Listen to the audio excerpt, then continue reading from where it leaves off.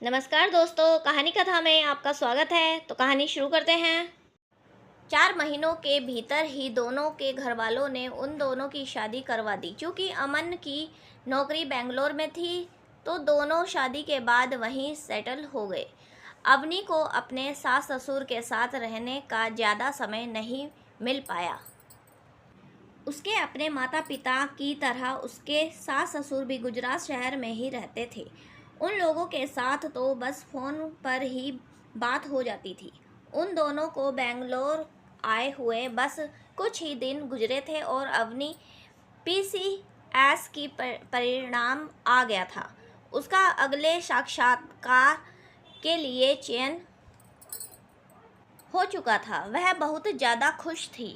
उसकी खुशी में अमन भी खुश था। खुशी से चहकते हुए अवनी ने अमन से कहा, मैं अभी मम्मी जी पापा जी को फ़ोन करके अपने रिजल्ट के बारे में बताती हूँ, वह लोग भी बहुत खुश हो जाएंगे, है ना।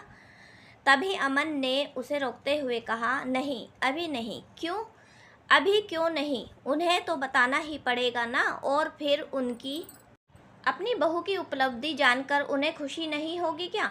अवनी ने सहजता से पूछा। होगी, खुशी तो होगी ही, बिल्कुल होगी। लेकिन जब तुम अंतिम रूप से चयनित हो जाओ तब हम बताएंगे। नहीं तो अभी से वह लोग तुमसे उम्मीद लगा बैठेंगे, और अगर उम्मीद टूट गई तो उन्हें बुरा लगेगा ना, अमन ने कहा। उस वक्त अवनी अपनी ही खुशियों में इतनी मग्न थी कि उसने इस बारे में ज़्यादा कुछ सोचा ही नहीं। उसे अपने पति की बात सही तो लग रही थी।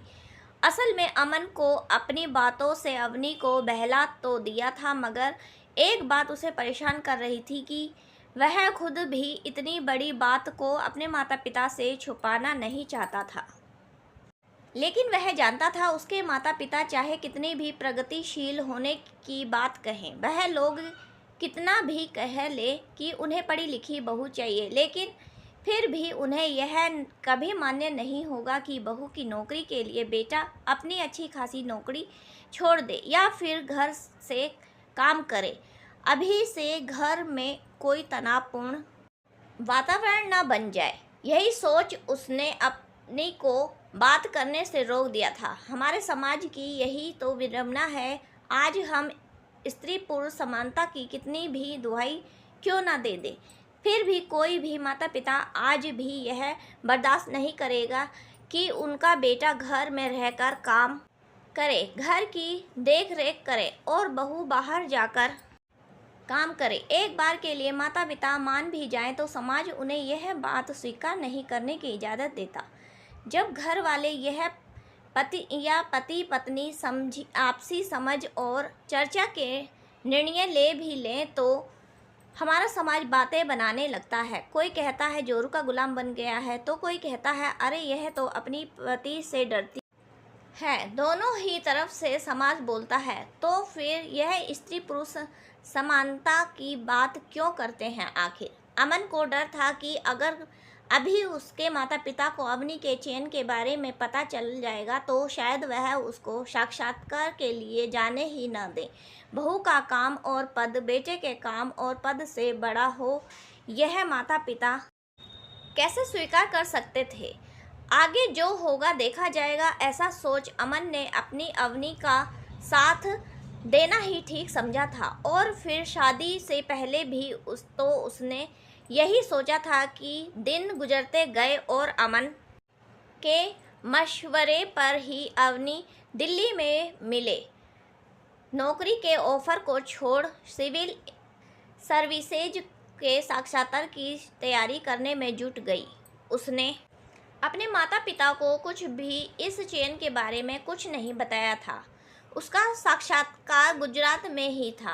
अपने घर वालों को बिना बताए अमन अवनी को साक्षात्कार दिलवाने गुजरात ले गया। साक्षात्कार बहुत अच्छा रहा। उसे पूरी उम्मीद थी कि उसका अंतिम रूप में चयन हो जाएगा। अब बस उसे इंतजार था अंतिम रिजल्ट का। बिना किसी को बताए, बिना किसी से मिले, यूं अपने ही शहर से लौट जाना अवनी को अच्छा नहीं लग रहा था। लेकिन अमन ने उसे एक बार फिर समझाया कि अभी यह थोड़ी सी उदासी बाद में एक बहुत बड़ी खुशी में बदल जाएगी, तब शायद उसे इतना बुरा न लगे। तय अनुसार साक्षात्कार के बाद दोनों वापस बेंगलोर लौट आए थे। 2.5 महीने बाद एक दिन अचानक अमन के मोबाइल पर उसके पिताजी का मैसेज आया, जिसमें लिखा था, बहू को लेकर जल्द से जल्द घर आ जाओ, कुछ ज़रूरी बात करनी है। मैसेज पढ़ते ही अमन ने अपने पिताजी को तुरंत कॉल किया, लेकिन उसका फ़ोन स्विच ऑफ आ रहा था। उसने अपनी माँ को कॉल किया, लेकिन उनका भी फ़ोन स्विच ऑफ आ रहा था। लैंडलाइन पर भी कॉल नहीं लग रहा था। न जाने क्या बात हुई थी।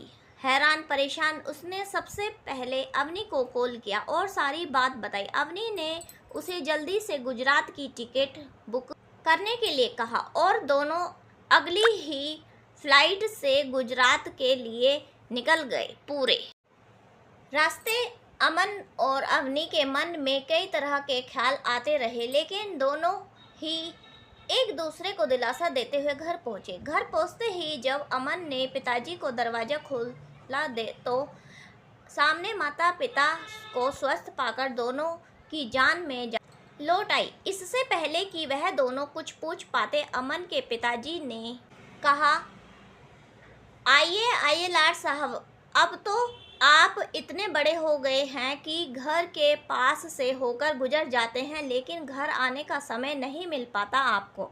तुम दोनों गुजरात आकर चले गए और हमें पता भी नहीं। और आज न्यूज़पेपर में एक अखबार पड़ी है, तभी तुम्हें फ़ोन किया था। अमन और अवनी दोनों एक दूसरे की तरफ देखने लगे और सोचने लगे कि न्यूज़पेपर में आखिर ऐसा क्या आया है। तभी अवनी को याद आया। उसने दौड़कर अखबार अपने हाथ में लिया। अभी वह कुछ कहती, इससे पहले ही उसकी सास ने उसके पास आकर तंज कसते हुए कहा, हाँ बेटा, फिक्र मत करो, तुम्हारा रिजल्ट आ गया है, तुमने टॉप किया है और अखबार में फ़ोटो भी आ गई है। सुबह से कई रिश्तेदारों के फ़ोन भी आ चुके हैं। मुझे तो लोगों ने कलेक्टर साहिबा की सास भी बना दिया। क्यों अमन बेटा, यह सब क्या है? तुम्हारा कोई फ़र्ज नहीं बनता था हमें सब कुछ बताने का? माँ, पिताजी, मैं और अवनी इस बारे में आपसे बात करने ही वाले थे। हमने सोचा पहले रिजल्ट आ जाए फिर बताएंगे। खैर, देर से ही सही, अब आपको पता तो चल गया है ना। आप लोग खुश तो हैं ना? माँ ने एक फिर तंज भरा तीर छोड़ते हुए कहा, हाँ हाँ बेटा, हम तो बहुत खुश हैं। अब बहू अफसर बनेगी, बेटे से भी बहुत बड़ा रुतबा पाएगी। बेटा तो घर से काम करने की भी सोच लेगा, तो हम खुश क्यों ना रहेंगे? आप ऐसा क्यों कह रही हैं माँ? क्या आप अपनी छोटी के लिए भी ऐसा ही नहीं चाहती थी कि वह भी पढ़ लिख कर कोई सरकारी ओहदा पाए? क्या छोटी की ही तरह अवनी आपकी बेटी नहीं है? आपको तो खुश होना चाहिए। उसने आपका एक सपना पूरा किया है। और फिर आप दोनों ही तो हमेशा मुझसे कहते थे कि आपकी एक पढ़ी लिखी बहू चाहिए। अमन ने अपनी माँ से कहा, हाँ, हमने कहा था कि हमें एक पढ़ी लिखी बहू चाहिए, लेकिन यह तो नहीं कहा था कि तुम जोरू का गुलाम बन जाओ। इसी ने कहा होगा ना तुम्हें कि हमें कुछ ना बताए इस बारे में, और तुमने भी इसकी बात बड़ी आसानी से मान ली। तुम लोग अब यह सब कुछ हमें पहले बता कर करते तो शायद हमें इतना बुरा नहीं लगता। हमसे छुपाने का क्या मतलब था? और इसके नौकरी ज्वाइन करने का मतलब भी समझ रहे हो तुम? तुमसे ज़्यादा बड़ा ओहदा मिल जाएगा इसे। कैसा लगेगा एक पत्नी अपने पति से बड़े रुतबे पर? वैसे भी हमें तो बहू चाहिए थी, कलेक्टरनी नहीं। अब बात ध्यान से सुनो। तुम्हारी बीवी ने परीक्षा दे दी, पास हो गई, लेकिन अब ज्वाइन करने का विचार उसके दिमाग से निकाल दो। तुम बेंगलोर में और यह यहाँ गुजरात में। अगर ऐसा ही रहना है तो गृहस्थी कैसे चलेगी? अब यह मत कह देना कि इसके पीछे पीछे तुम भी यहाँ गुजरात आ जाओगे अपनी नौकरी छोड़कर। उससे क्या बदल जाएगा, यह तो घर के बाहर जाएगी ही ना नौकरी करने। अमन आगे बढ़कर अपनी माँ को जवाब देना चाहता था, लेकिन अवनी ने उसे रोक लिया। बल्कि वह खुद आगे बढ़कर अपनी सास के पांव छूकर कहने लगी, माँ, सबसे पहले तो मुझे माफ़ कर दीजिए। मैं आपसे कुछ भी नहीं छुपाना चाहती थी। सिविल सर्विस के लिए चयनित होना मेरा बचपन का सपना था, जो आज पूरा हो गया है। अब मुझे आगे और कुछ नहीं चाहिए। चयन होने के बाद मैं नौकरी ज्वाइन करूं या ना करूं, इससे मुझे कोई फ़र्क नहीं पड़ता। अगर आप नहीं चाहती तो मैं ज्वाइन नहीं करूंगी। तभी अमन की छोटी छोटी बहन आरती, जिसे प्यार से सब लोग छोटी बुलाते थे, कॉलेज से घर आ गई थी। अपने भैया भाभी को अचानक देखकर उसने पूछा, भैया भाभी, आप लोग कब आए और क्या बात है? सब इतने सीरियस मूड में क्यों लग रहे हैं? आरती को देखकर माँ ने कहा, कुछ नहीं आरती, हम बहुत ज़रूरी बात कर रहे हैं। तुम चुपचाप अपने कमरे में जाओ। माँ, आखिर हुआ क्या है? आप ऐसा क्यों कह रही हैं? आरती ने घबराते हुए पूछा। कोई सवाल जवाब नहीं, मैंने कहा ना, जाओ यहाँ से। माँ ने ऐसे बर्ताव से अमन को बहुत अचरज हो रहा था, साथ ही उसे बहुत गुस्सा भी आ रहा था। उसे समझ ही नहीं आ रहा था कि आखिर माँ इस तरह का बर्ताव क्यों। उसने उनकी ओर देख कहा, क्यों माँ, रहने दीजिए। आरती को भी यहीं पर देखने दीजिए, उसे भी अपनी माँ का वह दोहरा रूप, अपने माँ की यह दोहरी मानसिकता। आप तो कभी ऐसी ना थी माँ, मुझे समझ ही नहीं आ रहा है आप ऐसा क्यों कर रही हैं। एक तरफ तो आप आरती के लिए लाखों सपने देख रही थी, अगर वही सपना अवनी ने पूरा किया है तो आप खुश क्यों नहीं हैं? क्या सिर्फ इसलिए कि वह आपकी बेटी नहीं, आपकी बहू है? अमन के मुंह से वह कड़वी सच्चाई सुनकर पल के लिए उसकी माँ निशब्द हो गई थी। उन्होंने एक नज़र अपनी बेटी आरती को देखा और दूसरी तरफ अवनी को। उसी समय आरती ने अपने सामने टेबल पर पड़े अखबार में अपनी भाभी का फोटो देखा। देखते ही उसने उसे हाथ में लिया और खबर पढ़ना शुरू किया। क्या भाभी, आपने पीसीएस की परीक्षा में टॉप किया है? अरे वाह, यह तो कितनी खुशी की बात है। तो क्या यह सारा बखेड़ा इस खबर को लेकर खड़ा है? पर क्यों माँ? आप लोगों को तो भाभी पर गर्व करना चाहिए। मुझे तो सचमुच बहुत खुशी हुई है।